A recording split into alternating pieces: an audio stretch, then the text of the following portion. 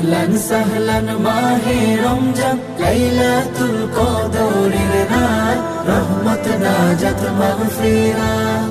আল্লাহুম্মা বারিক লানা ফি রজব ওয়া শাবান ওয়া বাল্লিগনা রমাদান।